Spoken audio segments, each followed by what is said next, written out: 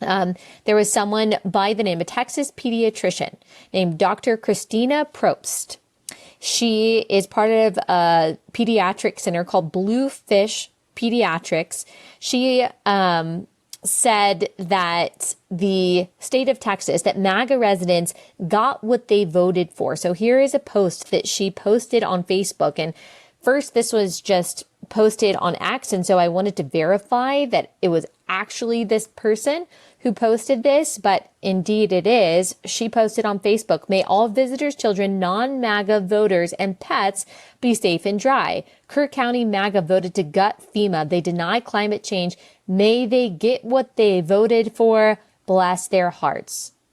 So as children are dying, as people are losing their lives, the first thing in this Democrat's mind is, well, they get what they voted for because they voted for Donald Trump. Again, cuts to FEMA had nothing to do with this.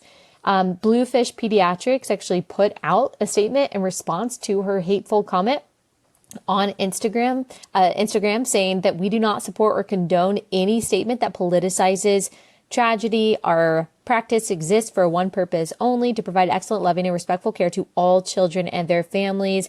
And reportedly, that pediatrician has been fired, as she should, and she should never be able to get a job. She should never be able to see patients. Again, this is one of those examples full of empathy and cruel as hell. I mean, full of empathy and just full of hate and full of anger.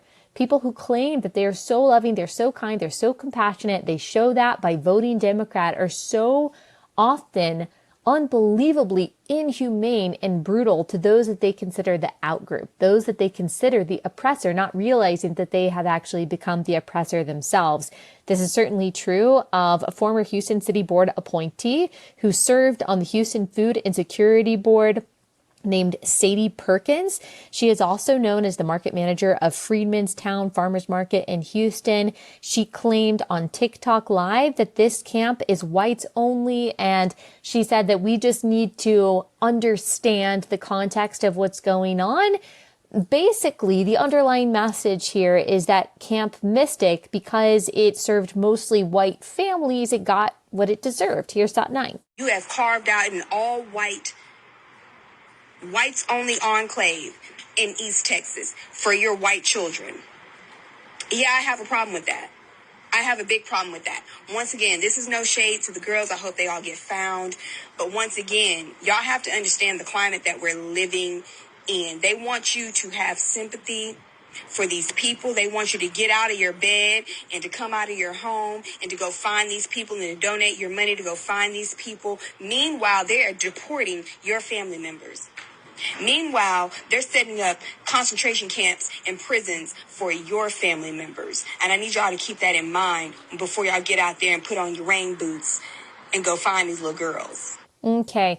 Critical race theory and social justice ideology is an infection of the mind that actually blinds you to reality and morality. Social justice is an impediment to actual justice. When you see the world as black and brown oppressed and white oppressor, you are unable to execute justice. Anyone who believes anything close to this should never be in a position of power or influence or be able to hold the job.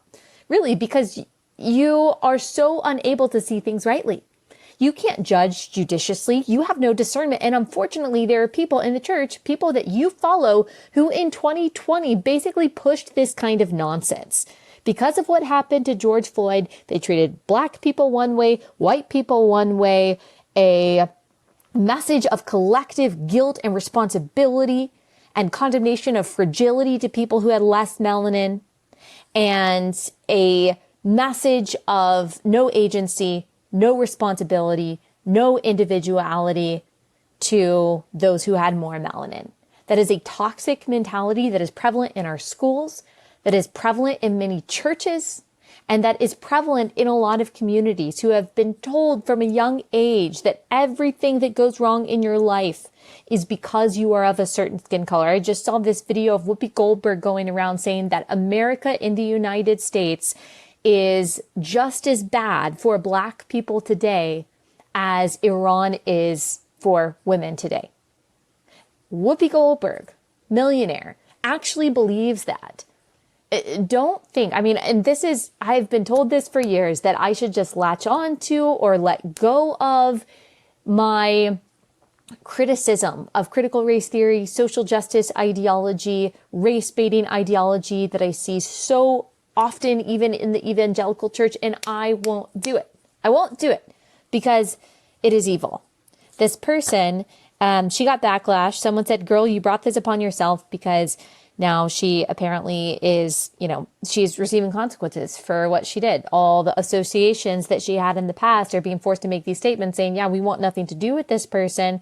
And she responded on TikTok, consequences for what? Maybe it was God's will to wash them little C words away. So like I said, this is showing the best of humanity in the rescue efforts that we have, and the courage that we've seen, and the very worst of humanity who just cannot understand what it means for an image bearer of God to lose their life, that a tragedy is a tragedy, that it doesn't have to be about beating down your racial or your political enemies.